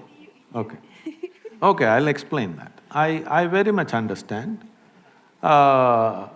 I'm closely associated with various people who are in the profession, and there are many people, because every day I'm meeting thousands of people, not everybody is perfectly sane, a lot of them go off, they need doctors' help, everything. It's not we're discounting that. But if you do not bring the fundamental responsibility in every human being that their physical and mental health is their business, if you do not bring this from an early age, you will see a lot more people will go off. Don't think everybody is pathologically ill, no. Those who are pathologically ill, without medication for periods of time, they may not be able to come out at all. Some of them will never come out, that is also there, that's a different matter. But we are talking about all the fringe kind of madness, which all of us have. I can also drive myself into depression, something that I want doesn't happen. Everybody capable of driving themselves into depression, isn't it so? Is it possible or not? What you're saying, you think depression is a choice? Like, Oh, there might… see, please understand, there are some who are pathologically ill. It gets them in spite of themselves, but many of them push themselves into it. Suppose you get very angry, what is the expression you use? I'm mad at you. So consciously, willingly, you're getting mad because you get some results in the society. If you keep trying it, because the line between sanity and insanity is so thin, if you push, one day you will cross. There are many people in the world who need not be ill, both physically and mentally, not just mental illness I'm talking. Both physically and mentally, they need not be ill. See, right now, for last 50 years, some millions of cardiac surgeries have been done. Today surgeons are clearly telling you, if you go off red meat, you eat the right food, if you exercise, you will not come for the surgery table. Is that against your cardiology? Why is psychology such an insecure profession? Absolutely not. There's just one last thing that I will add before we move on for the next question. There is a certain diagnostic criteria for… So, I might be sad, I might be extremely sad, but that does not mean that I am depressed. I am entitled to my sadness. See, please, who doesn't know this? Do I look so simplistic that I don't understand somebody is sad and somebody is depressed? But is it possible that many people push themselves into depressive states at certain times in their life, and the same people also came out in a determined way? Is it there? Thousands of them? Is it there or no? Yes. Many of them. So, if I say it is open, everybody need not end up with chemicals, maybe it's against a particular profession, but we're talking for humanity. Right. Thank you, Sadhguru. Although I don't think Anjali is fully convinced on the answers tangent. Questions will be taken from the audience. Yes, sir. Can the sir please be given a mic? How do you get fully convinced or not convinced on a fact? If it's your opinion, you can be convinced or not convinced. Is it a fact that many of you, I'm saying most of you are young, you've not seen much life, but even in this little life that you have seen, there were moments when you crossed your sadness and became depressed for a few days. Has it happened to you? And most of you have come out of it without anybody's help, or maybe with a friend or somebody who mentored you a little bit. Have you? These are facts, these are not opinions. All right. Yes. Question, please, sir. Please take on the mic. Namaste, Sadhguru. My name is Ujjwal DJ and I'm just a visitor, but I've been quite a lot following you and your teachings. I have just one question in mind. in today's day and age where students are very well connected on social media, and there are a number of ideas which have been shared on social media, both on and off social media, the main question which I want to ask is, many people find that there are an array of conflicting ideas which are floating around in social media. And sometimes, many a times, these ideas are equally appealing as to the conflicting idea. So my question is, how can we be sure that we are making the right decision and we are going to go on the right path? Okay. Thank you, sir. Now, once you say there is a right path and a right decision, you are trying to make a world full of fanatics. There is no right decision in your life. Whatever stupid decision you take, if you put your mind, heart and soul in it and make something out of it, it may turn out into a great thing. Is this the right thing I did? Who is to decide what is the right thing you did? The question is, that's why I said even when it came to education, the question is not about what subject you're studying, you're sitting in class, under the tree, where, but is your student life being spent in a focused way or is it loose? That's a question. So there is no right thing to do, but if you put everything that you have into it, it becomes a great thing to do. So, right decision, right path,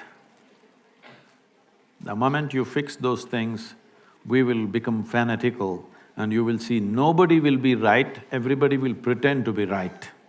And that's a world we have created for a long time, it's time to change that.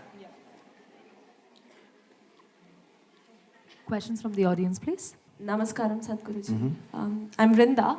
So my question is, how can one spend a balanced time in academics and spirituality, or maybe career and spirituality? See, anything that you do with your body is connected to time, it takes time. You want to run, you want to walk, you want to do this or that, everything takes time. What you do with your mind also takes time, but not to the same extent enslaved to time. Physically, you know, all these timings, Mr. Bolt runs something in 9 seconds means because body and time are related.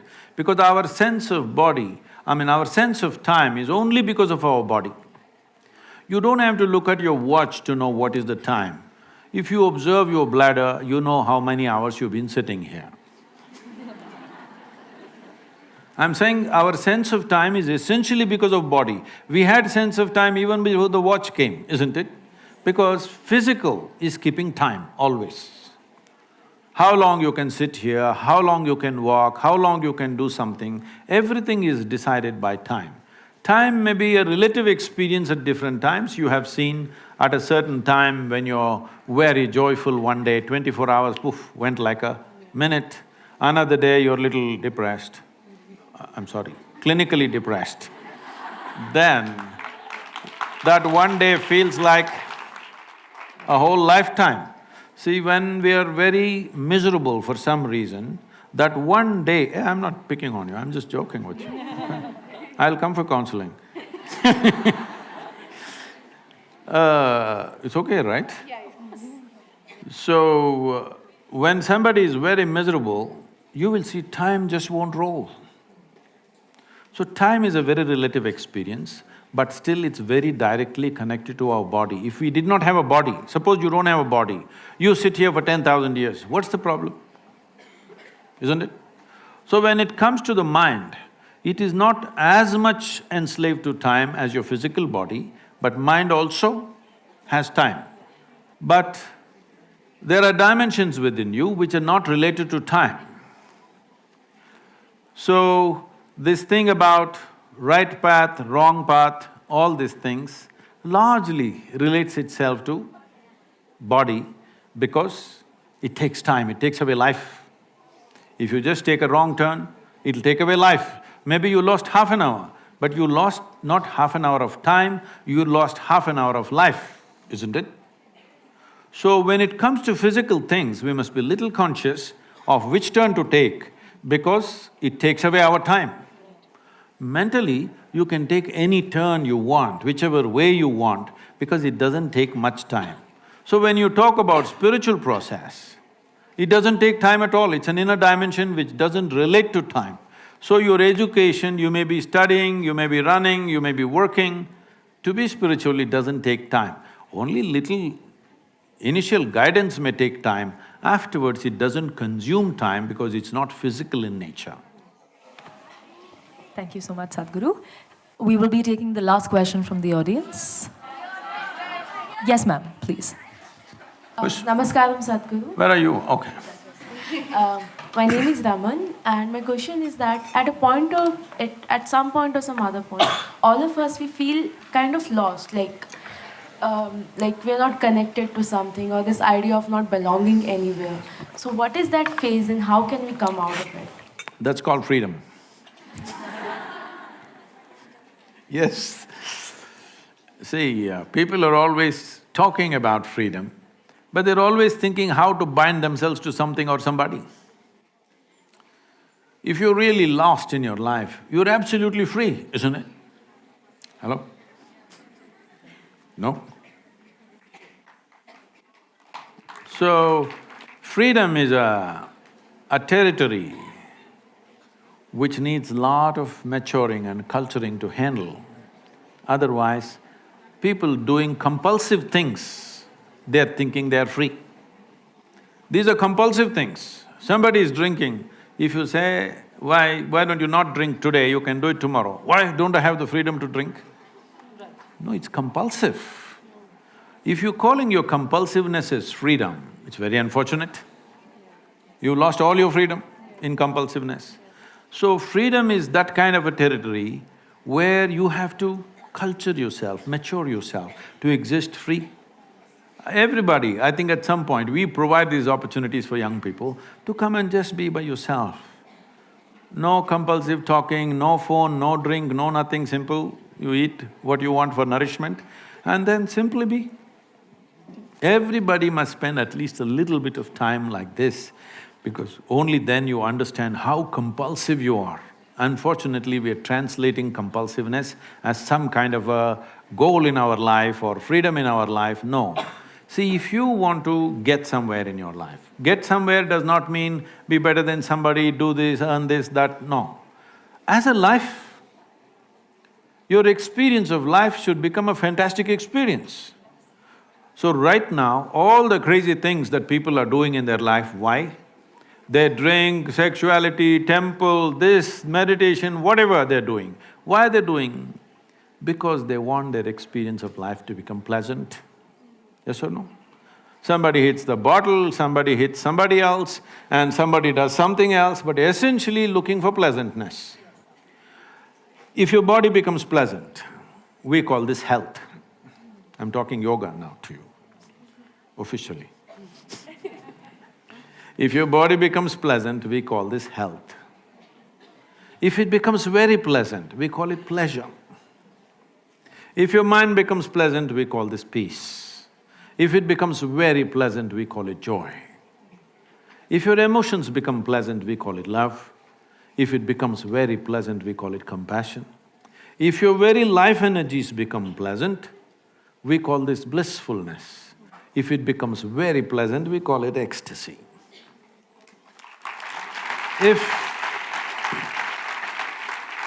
If your surroundings become pleasant, we call this success. Only for this last one, to make our surroundings pleasant, we need the cooperation of many forces around us. Many things have to fall into place. But to keep your body pleasant, mind pleasant, emotion pleasant, your life energy is pleasant, it's 100% your business, not good for the business. Isn't it 100% your business to keep this body, this mind, this emotion and this energy pleasant within yourself? If these things are pleasant, right now you sit here and you're blissed out. Now, what will you do with your life? What do you think you will do? Probably nothing. Really? Okay, she's saying probably I'll do nothing. I'm asking all of you, tell me, on a day when you're very happy, are you willing to do lot of things? Or a day when you're depressed, you're willing to do lot of things? When you're happy, you're willing to bend backwards and do everything possible. When you're little unhappy, how difficult it is to move you, isn't it? So why do you say if you're blissed out, you will do nothing? It is just that you will no more be a vested interest. You are not in pursuit of happiness. Your life is an expression of your bliss. Now what will you do? You will do what's needed. Every human being should be doing what is needed, isn't it? Right now, they are trying to milk happiness from the world, destroying the world in the process, completely destroying the world. See, today, what is it that these ecological disasters unfolding, what do you think it is? In pursuit of human happiness, isn't it? Nothing else. In pursuit of human happiness, we have turned this planet into a bonfire and people are not even happy. Forget about being happy, most people are in different state of struggles. So, it's very, very important. What is in your hands? First, all those things must be taken charge of. What we do in the world, let us see to what extent the world allows us to do it. Your body, your mind, your emotions and your energies must take instructions from you, isn't it so? Hello? Right now, it is taking stimuli and instructions from all sorts of people. So how the hell do you think you will go where you want in your life when somebody else and somebody else can make this body, this person do whatever they want? At least what happens within you must be determined by you. What happens around you, it'll never be 100% determined by you. If you work hard, a little more influence, otherwise little less influence, but never 100%.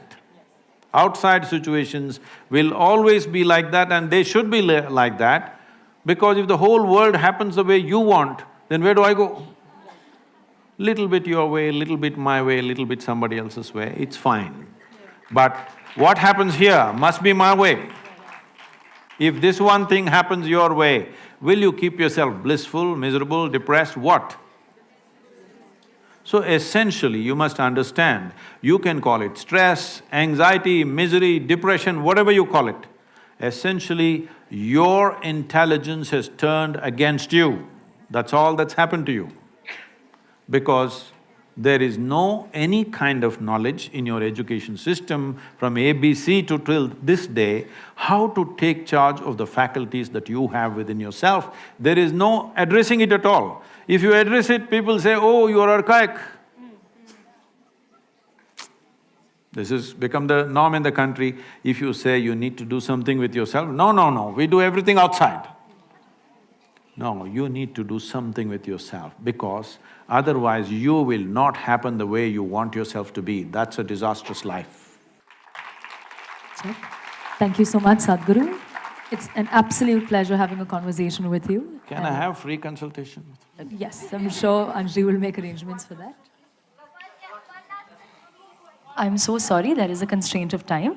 I apologize for the inconvenience. She is the elected leader here, you can't go beyond that. You must ask her. She is the elected leader here.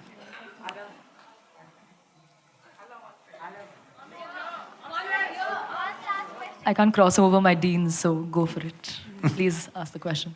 Pranam Sadhguru. I am from West Bengal. My name is Shourabroto Mukherjee. I have been following you for last 3 months. Was that a warning? No. Why, sir? No. I have been following you for last few months, and I have been watching your videos, and literally I can say that I'm your fan. But I have one question that I have noticed that you have said that whatever we accumulate in our life, like our salary, our reputation, our wealth, our body fat also, it's all, we can say that it's mine, but it's not me. You say, I have seen this, and it's extremely logical. Sure, I can say that the house is mine, but that's not me. I can say that the body is mine, but that's not me. Then what is me? then what is me? If I release whatever I earned, if I remove whatever I earned, then what is me? What is my existence? That's what I want to know. Why are you Yes, sir. asking me, huh?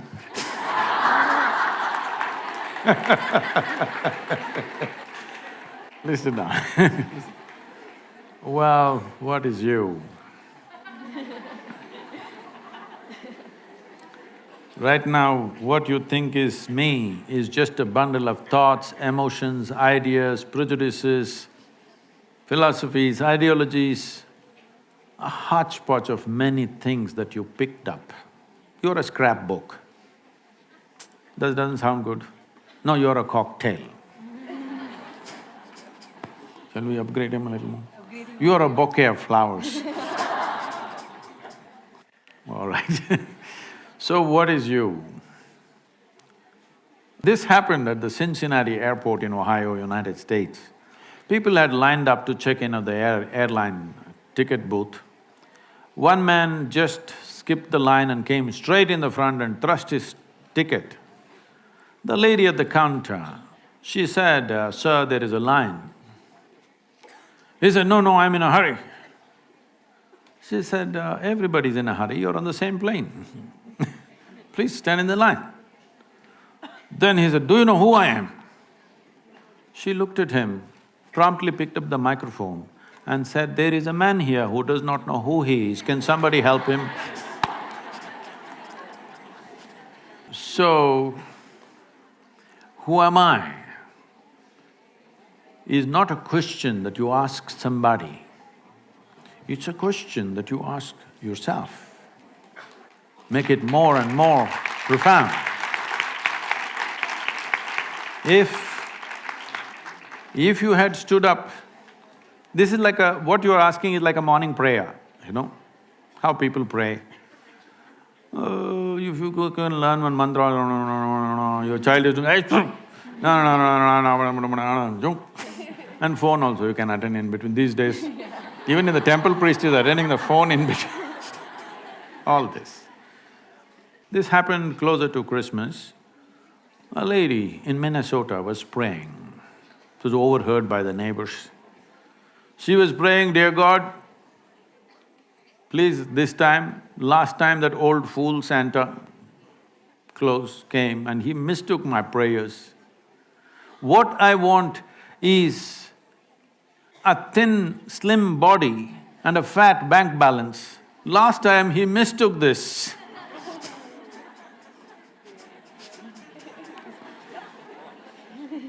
Why I'm saying this is, you please look at all the prayers on the planet.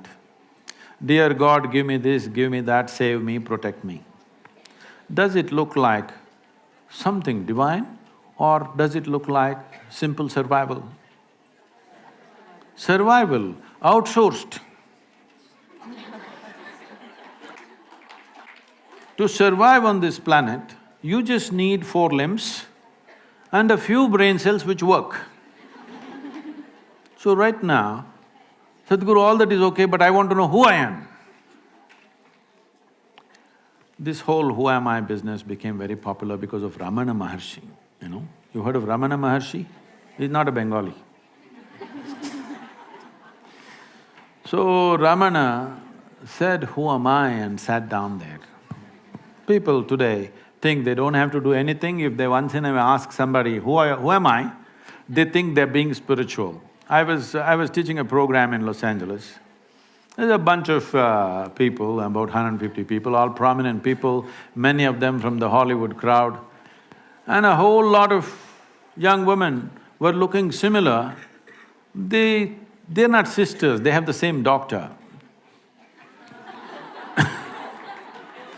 And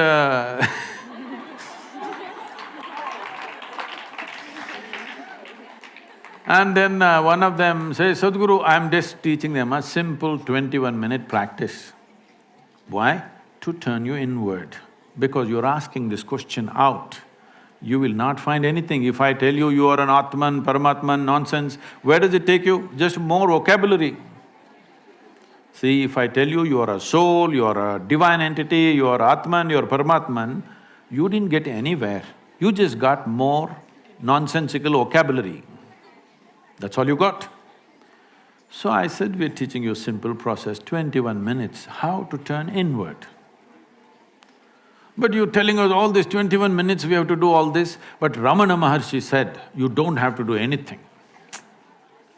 I said, whoa, Ramana got to Los Angeles? But Ramana did nothing, that's a fact. He simply sat like that, cross-legged. Simply, doing nothing, absolutely. Rodents came and bit and ate his flesh. It festered wounds, became worm-infected.